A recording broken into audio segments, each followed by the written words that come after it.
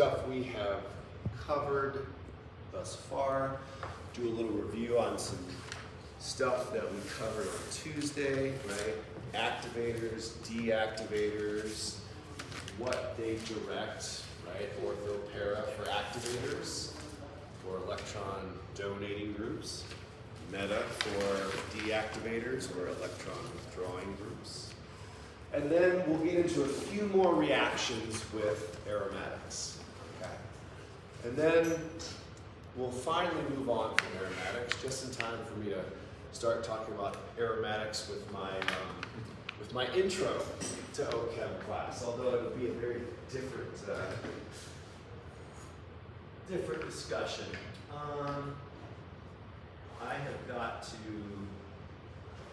put that screen up before I write on it with a marker. Because I don't think Expo's erased from the screen. All right, so what happens when we treat these with acetyl chloride? So if you don't know acetyl chloride, that is basically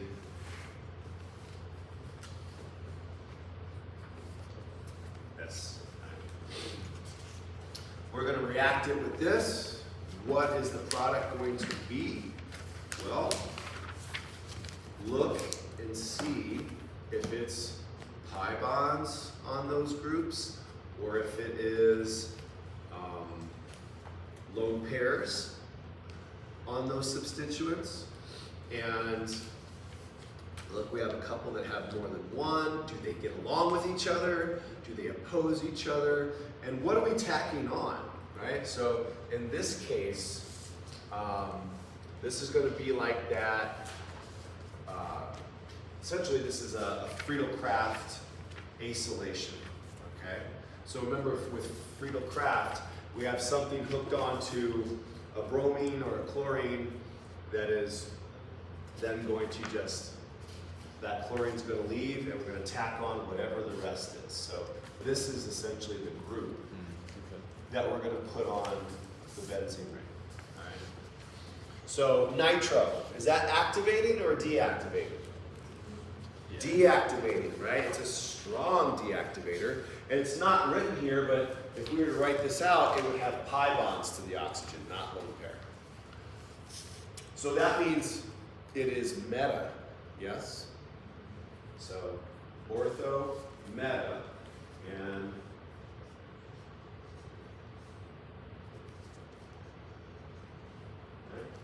essentially that. You could also have one where it's, right there as well. But that's essentially the same molecule. We've just flipped it like a pancake. Okay, bromine. Weak deactivator, but has lone pairs, so that makes it ortho-para. Okay, so then we could have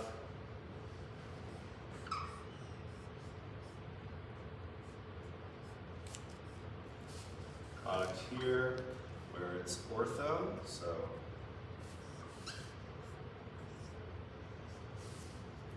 that. We could have one on the other side, right? Or then we could have one para.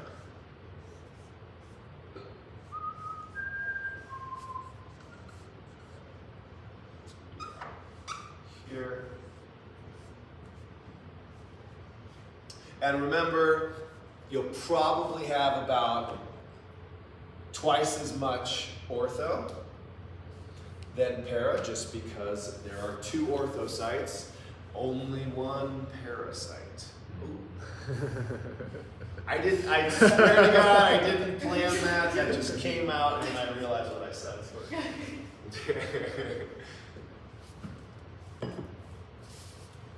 Okay, two groups.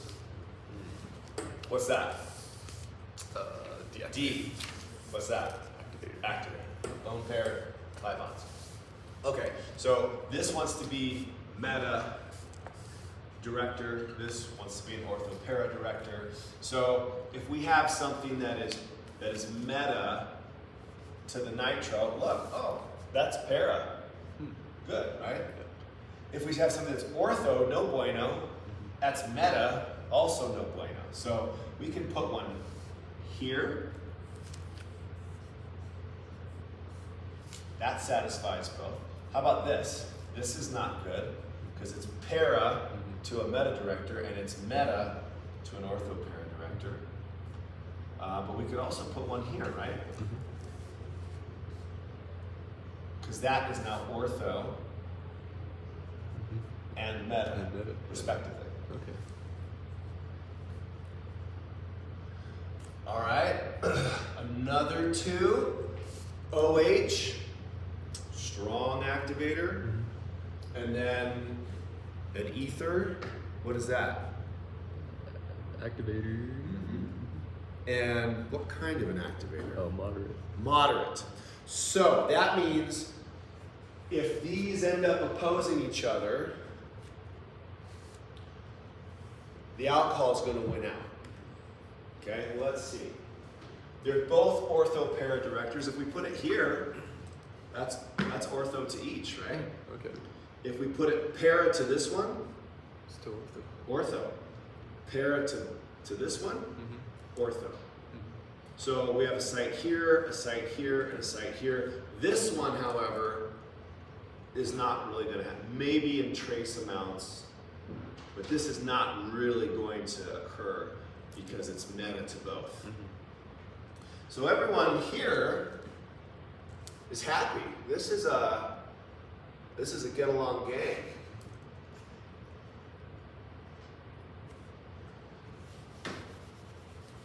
All right.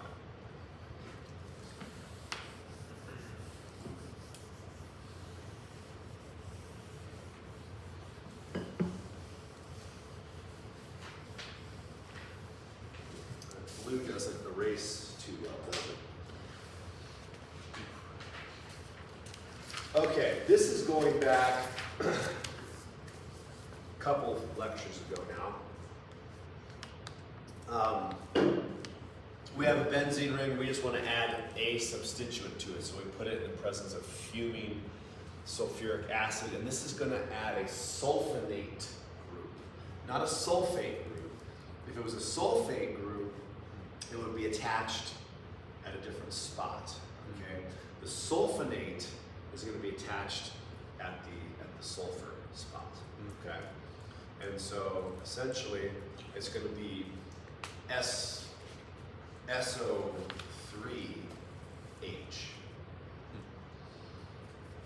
And I don't know. I know we talked about sulfonation, right? So.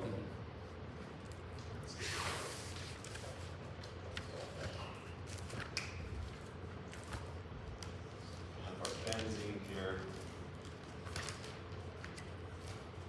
and we're going to have sulfur here.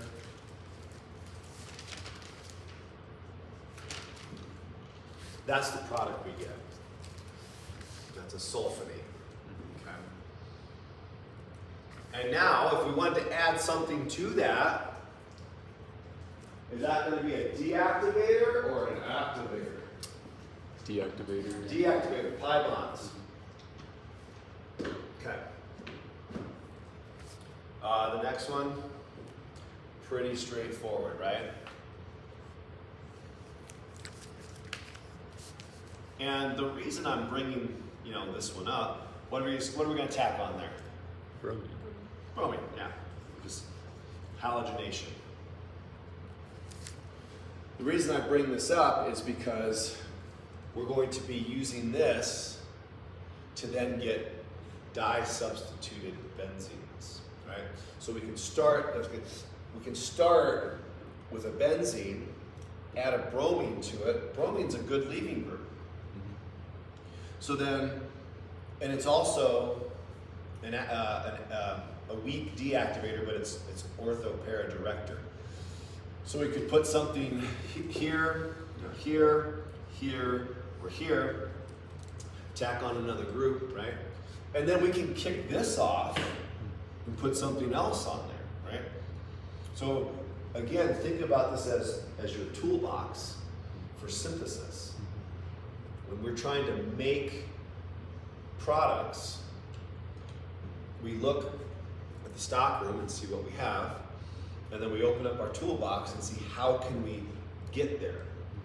It is going to be stepwise. And you guys in OChem 2, did you do like a paper synthesis? Yeah. For your Right, final? Mm-hmm.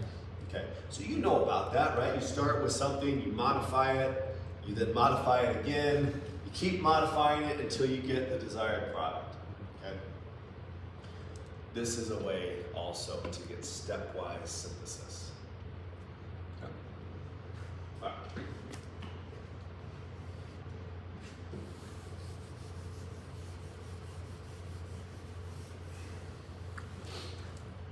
Now, what about this? Maybe I'll let you guys workshop this together or by yourself, whatever you prefer.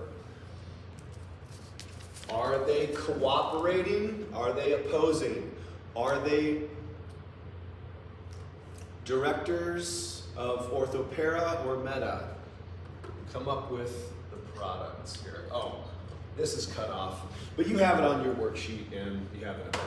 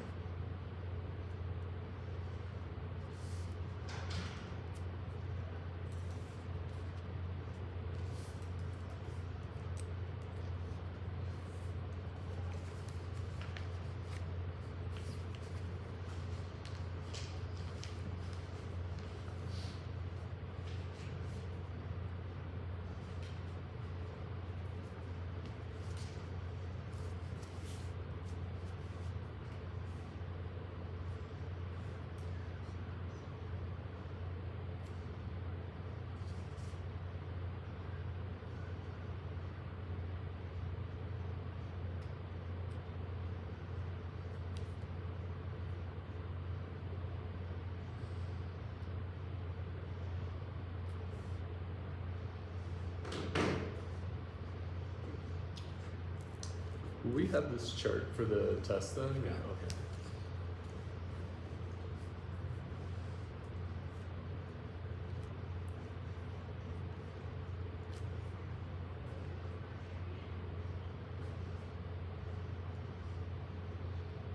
If you didn't, which you will have it, but if you, Yeah. if you didn't, Yeah. you could say, okay, are there lone pair Mhm. on that? Are there pi bonds on that? Yeah. Some of that, depending on how it's written, right? If there's an NO2 group, Mm-hmm. unless you know that NO2 has pi bonds, Mm-hmm. that one might be sticky. But Okay. And like the relative strength too would be kind of tricky to that, predict. exactly, right? For the who wins out over what. But practice makes permanent, so hopefully we'll just practice this enough that you'll kind of be able to do that regardless.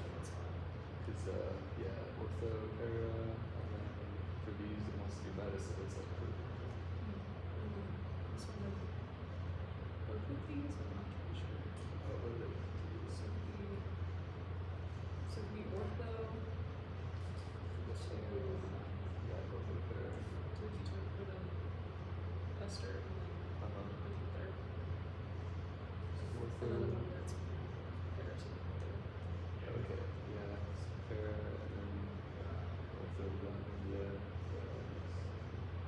What did I do? Okay, I did that one.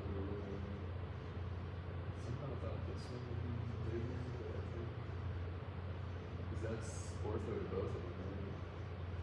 Yeah, that makes sense. So this one's still be happy, but like this one is angry. Yeah. Oh, because the bottom one's angry. Yeah, I think that's why it looks like this one would be the best. Oh, it doesn't satisfy that one though. It's melded to that one. Yeah. So no matter what, one of them's gonna be angry. So yeah, I think that's a pretty equal. Yeah. Makes sense. And then for C, since like neither of them really have like priority. Yeah. It's kind of both. I figured like this would be more certain favor because the sulfur isn't like right next to the Yeah. two people. I just went to opposite sides, and you were saying you can make both arguments. You could say that sterics would make it come to this side, then you could say that this one might substitute that charge, but it's the other thing. Yeah, I think you're right. I think that the sterics is a good argument that would come closer to the methyls and beautiful. Cool. Yeah. And then the last one, I just have it in one spot at the top. Oh, and then I put a shit on it. Is it in a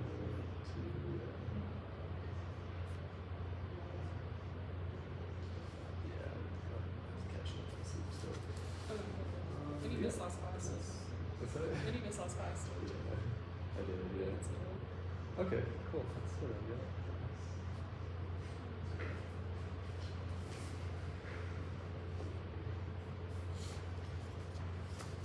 I kind of like this stuff. It's like puzzle time.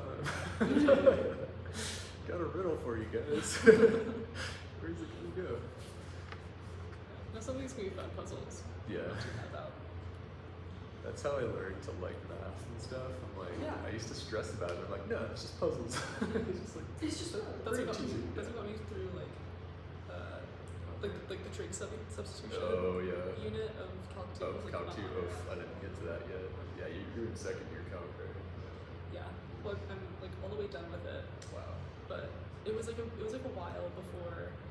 It was a while between like Calc 2 and a semester school and then Calc 4 here. Ooh, yeah. Yeah. And there was even like a little bit of a gap in my knowledge, but it's okay. It was just vectors. Yeah. But yeah, the trig sub. And I talked to people who took Calc 2 last quarter. Like with the way that Bruce did, I guess you could like choose what you wanted to like master. Yeah. And some people like just prioritize other stuff over the trig sub. It's like, all right, like I guess trig sub doesn't really show its ugly face to like Kind of to work all around it readers. sometimes. But yeah, I don't know. I thought it was fun because there's just lots of puzzles and Yeah. eliminating stuff and whatever. Yeah. I just like for transferring to CSU, I just had to take the like social science calc or whatever, but I got Bruce still, so it's like it's pretty Yeah. cool. You know? Yeah. Yeah, this is cool. It's funny. He just comes in and freestyles the class every day. It's so cool to see, like, if you like understand math that much, you're Yeah. like, all right, like, I'm gonna talk about this today. Yeah. All right, did we get it? I So think so. We're in All agreement. right. we So- got some agreement. Yeah. What do we got going on here? So A weak deactivator, yet it is a, orthopara. yeah, so this wants to be orthopara directing. Pi bond, right? So Meta. meta, same thing, meta. Let's see if we can come to an agreement on something here.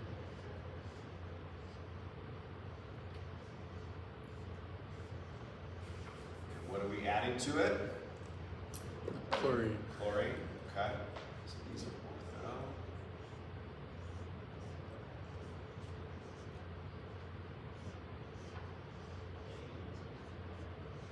So a chlorine that is para to bromine is going to be meta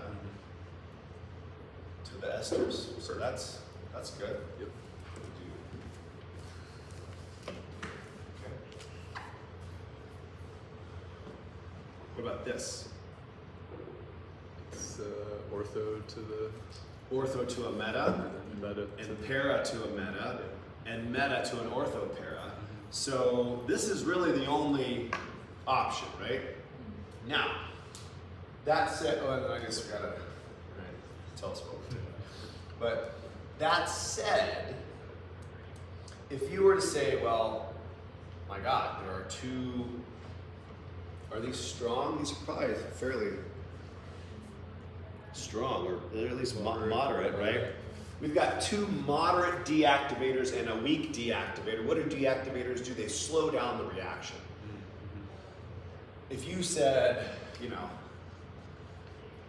no reaction, that would be fine. Okay? So you can look at it in that perspective too. Yes, there's one scenario where it's an agreement, but because we have all deactivators, this thing is slowed down so much that it would take a while. We wouldn't do a reaction like this in OChem lab. Okay. You'd get low yields. You'd have to be in the lab longer than 3 hours. So either one of these answers, I think, would be appropriate for that question. Why do deactivators slow down the reaction so much? So what about Because they are electron withdrawing. Okay. And so they're not stabilizing that carbocation that forms when that pi bond is broken. Okay. Yeah. And so the faster you can stabilize the carbocation, the more quick you can add a second substituent. Because it's stable. It's like, okay, it's happy. Now I can allow the shifting of these pi bonds such that I can add something on here. Okay? But when you have an electron withdrawing group, it's hogging those electrons. And so it's creating a scenario where that carbocation isn't being stabilized. But would And- that speed up the reaction though? Because if it's unstable, it wants to react with something. But well, that's a good question. But it's not going to get it from, because the benzene is so stable in and of itself. It depends on what you're reacting it with. So there's a depends kind of a question, because the positive charge, what are you going to have to bring in to a positive charge? A nucleophile. Okay, but we're talking about adding electrophiles so far. Oh, right, it's always electrophiles with this. So you have to make something So positive. So an to get it. electrophile That makes sense. isn't gonna quickly bind to something that has a positive charge, Okay. because it wants the negative, right? But the deactivators say, no, I want the negative. I'm electron withdrawing. I'm taking those. So the electrophile is like, all right, I'll wait, you know. And then finally, we get a resonant structure that allows it to hop on in the meta position. But you know what I was telling Rob, what I mentioned on Tuesday, the activation energy for meta doesn't really change. It's the activation energy of the ortho-para that changes. And with electron donating, it brings those positions way down so that it's a faster reaction. Okay. You guys had enzyme kinetics, or not enzyme, but just kinetics and rate of reaction with me. I'm sure you probably took it somewhere, right? I did, but it was It's a while ago, but you know, essentially a rate of a reaction depends on the activation energy, right? So this reaction is going to be slower than something that has an activation energy of this. Right. So what the activators do is they bring this hump down for the ortho-para, so the reaction happens more quickly. And the deactivators bring that hump up for ortho-para and slows it down, so that meta becomes more favorable. But meta is not a quick reaction in and of itself because of the sigma complex where that positive charge ends up being. So it's all with the relative reads. Okay. Yeah. Cool. Thank you.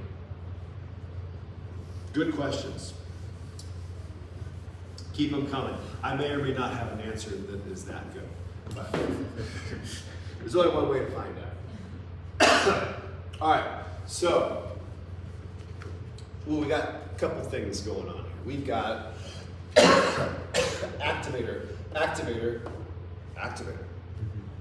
Are they going to get along? Well, they're all ortho-para directors, so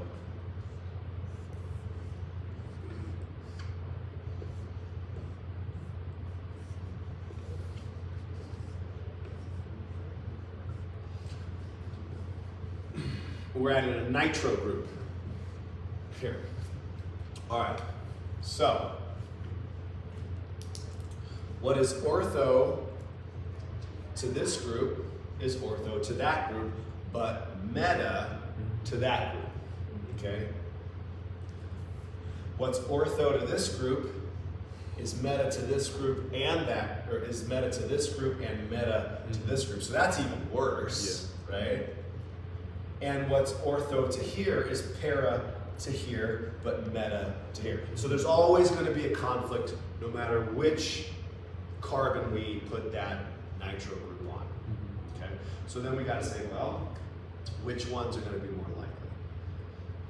Looking at your activators, which is the strongest activator? Ether. The ether. Okay? So the ether is going to donate more electron density to this ring. And so as it's donating that electron density, the stabilization for the sigma complex is going to favor this ortho-para, right? So we could say, okay, well, we'll have one here.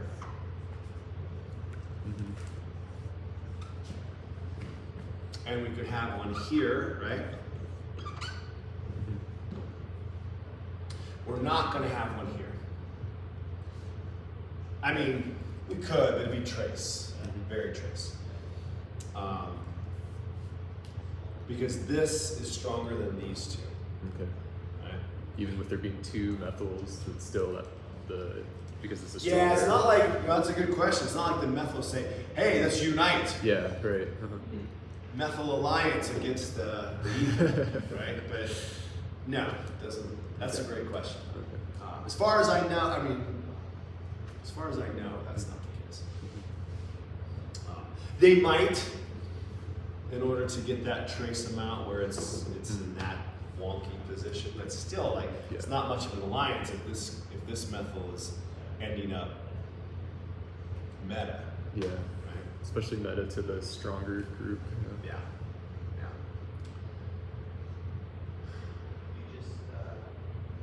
All right. That's what we got for that one. Okay, what's next here? We've got, okay, so 2R groups, right?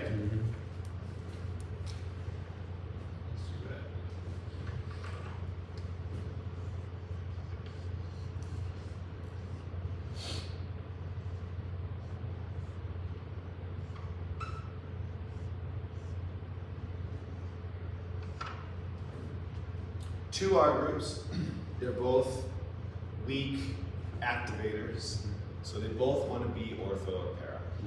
Can't be any para here, right? Because they are para to each other. So that gives us ortho here, good for the Turk butyl, right?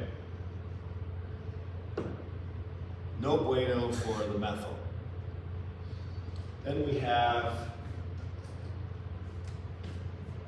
here and here, good for the methyl, meta to the Turk butyl, right? So now it's like, well, what do you think? What's the most likely? Oh, and what are we adding to it? The sulfonate. Okay. So what is more likely to happen? Ortho to this or or ortho to that. We kind of discussed, you know, this, and this is a bigger group.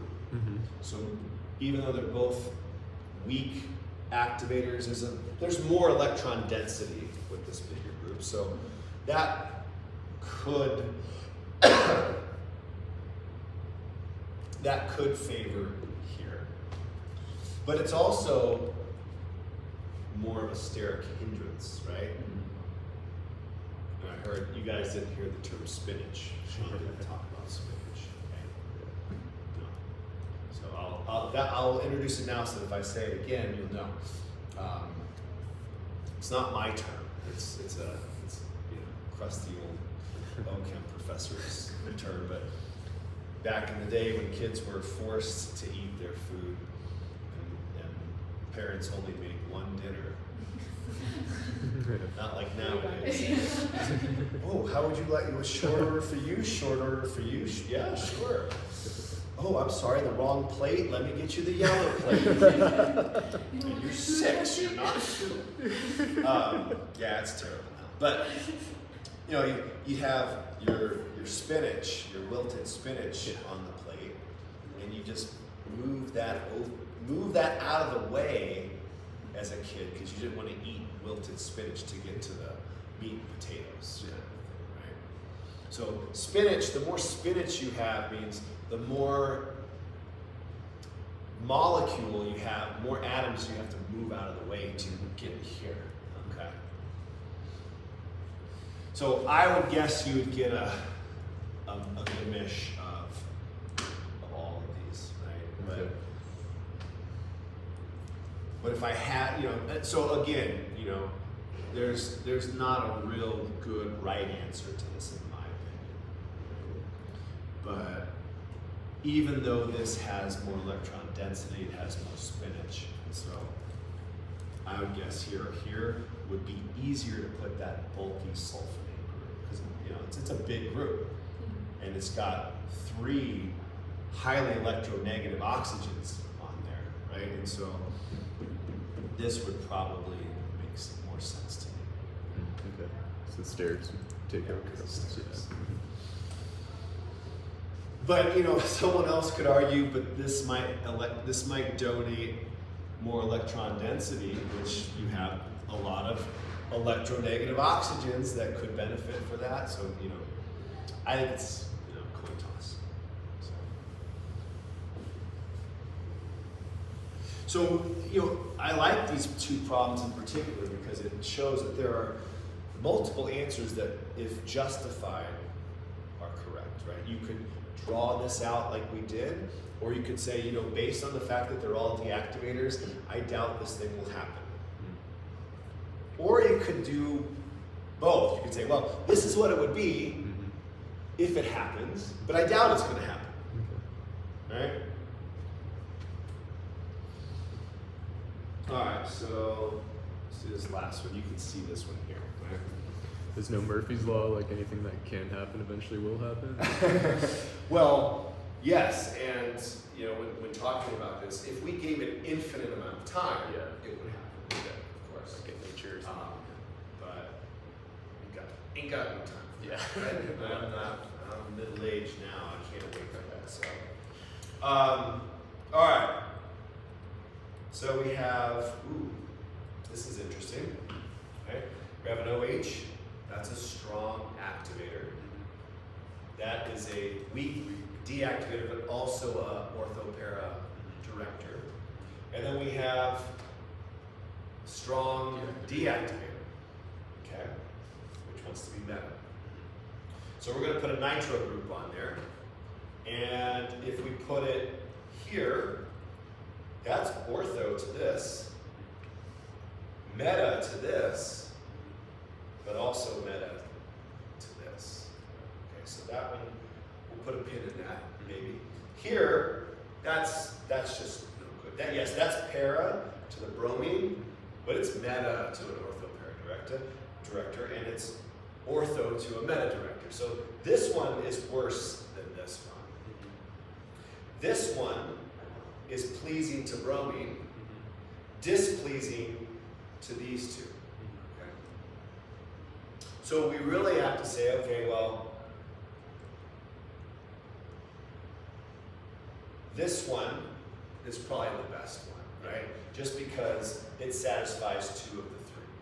And they're stronger than bromine is. And bromine, in that hierarchy of ortho-para directors, bromine is at the bottom, right? So this is going to it's going to say, oh, okay, yeah, you want ortho-para, but I do too. And this guy over here wants meta. And so this one here it may irk you, but it satisfies us. What if it was the opposite? If there was like two weaker directors. Like if you change bromine for like a equally Like a methyl group, I mean? or like a Or carboxylic or yeah. Just one like the stronger willed ones. You mean if I replace bromine with a stronger activator? Yeah. Yeah. Yeah, well then, that's a coin toss. So if we look up here, right, if we replaced it with any one of these, it's too hard for me to say if one is going to win out over the other. So you probably get a 50-50 mix. Where, well, no, actually, you would still get this because this is a strong deactivator. So it'd be meta. And this, again, this position satisfies two of the three. Okay. Yeah. Now, if this one was a weak, let's say this was a weak activator, and this was a strong activator. Now, should I write something out? Is that, you following me? Okay. Yeah. I don't want to confuse you. Well, let's switch these, right? But let's say these were switched, right? Let's write it out. It's not. Organic chemistry is hard enough. We shouldn't have to visualize it in our mind too much, okay? So,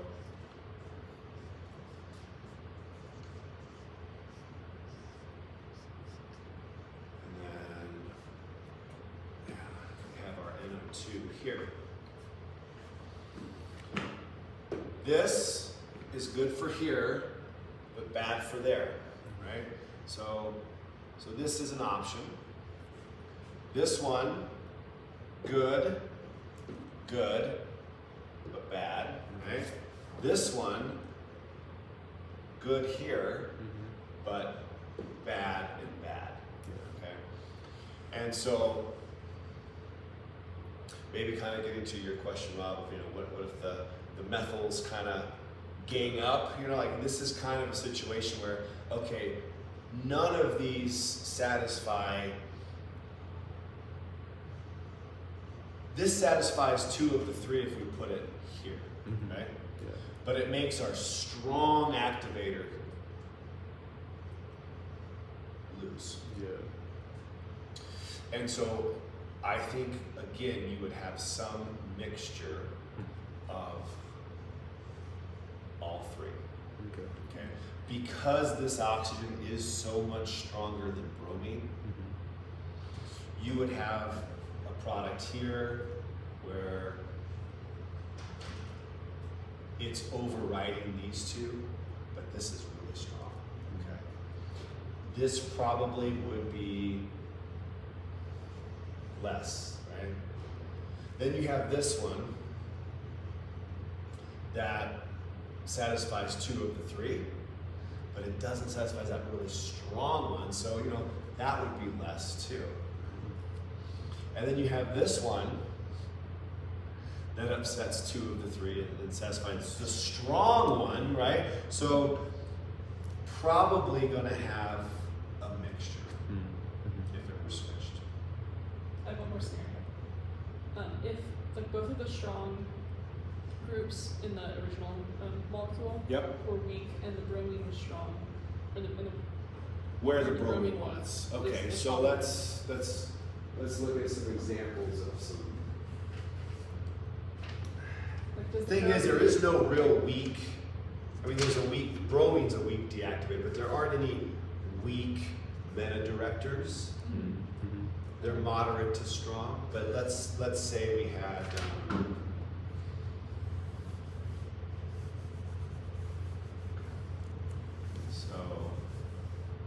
let's say, instead of that nitro group, we had something like, let's just pick the first one here. Ketone. And then here, just make this an aldehyde.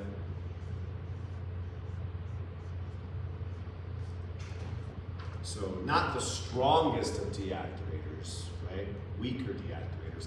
And then this one would be a what in your scenario? Would be Strong. oh yeah, one strong. This would be a activator. strong activator, so we'll leave that as OH. Okay, well, in that case, we would have this position. Let's do this color coded here. Blue is going to be favorable to the activator. We have this position, this position. That is not good for this, but it's good for this and this. Right? So I don't know. I'm going to make this thicker to say that it's more favorable than this. Yeah. This one would be good for this, but bad for this and this, so that wouldn't happen much at all. So you would probably more so, you would predominantly have this product here, because not only does it satisfy a strong activator, but it also satisfies one of the two weak. Whereas this one, well, no, because look, this is the same thing, right? Yeah. This satisfies that one and this one. Right. So actually, I would say you would have 1 to 1. Because these are the same groups, right? Now, if we made this a strong deactivator, then that would be tough. But it'd be easy if this were a strong deactivator, then I would say this product. Does that make sense? Right? If this was the strong deactivator, it's still, these positions are still ortho to it, and it doesn't matter, right? Yeah. But if the strong deactivator were here, so if we change that, let's change that to a nitro.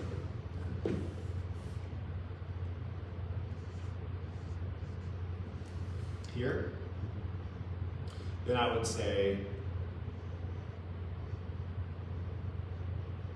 again, again it's 50-50, right? Because meta and meta. Yeah. So it would be 50-50 Okay. for that one too, actually. So like in the so if it comes to satisfying a strong group and leaving some like weaker groups dissatisfied, so the priority would go towards just satisfying the strongest group. Yeah, and particularly if it's activators, because remember, activators speed up the reaction, these guys slow it down. So if something is going to come in and be favorable to the thing that makes the reaction happen, then that's what it's going to be, right? Just regardless of what else is there. Okay. And so even I would argue, like, you know, if we had strong deactivators and a moderate activator, it's possible that moderate activator would still win out if there was a conflict, because it's speeding up the reaction, right? So it's getting to that finish line more quickly. And you know, I'm gonna try my best not to create scenarios that are like, well, I don't know, but it is think of it in terms of a negotiation, right? Like, negotiations happen when not all sides win, right? And so it's a delicate balance of who's feeling like their needs are met. And I don't know if Sean's out there, but if he hears me, he may be twitching a little bit when I'm describing this, but but I like to put, again, you know, I like to put it in terms that we can relate I to. think that's how the brain works sometimes. Yeah. What's that? The brain kind of works that way. It wants Yeah, to. I mean, mine does. So, but just I always have to. I want to continue to make that disclaimer that, you know, it's not a negotiation. Those terms don't really apply to this Yeah. stuff. All right, let's take a break. Here's that list.